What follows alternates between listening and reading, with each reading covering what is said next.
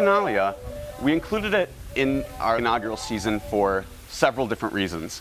And one of them was because there is a bit of an homage to the roots of theater. I found Greek mythology so captivating and enticing as material to work with because in comparison with all the other ancient myths, the Greek gods, underneath it all, they are humans, each one of them, and each character examines a very deep part of our own humanity that is still ingrained in our culture today. We wanted to be true to the classical Greek theater. And so Jesse and I had decided that there were two choruses that we definitely wanted to have featured throughout. One of those being the philosophers and the other being the Bacchi. Their worldview is solely physical. What you can see, taste, touch, smell, that's the Bacchi. And they come upon the philosophers with this warlike tension.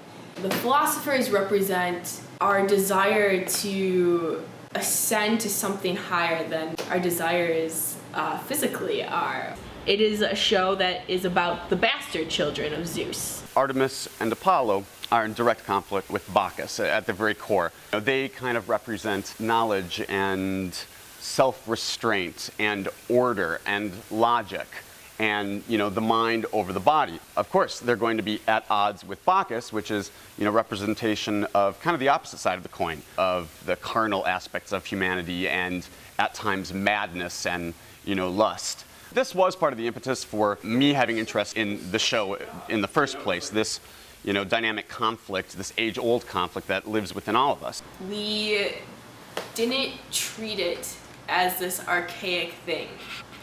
And that's why there's a lot of dialogue that was written by actors, that was written by us, combined with ancient dialogue, and some of the ancient dialogue was rewritten, but we didn't try to categorize it in a past time.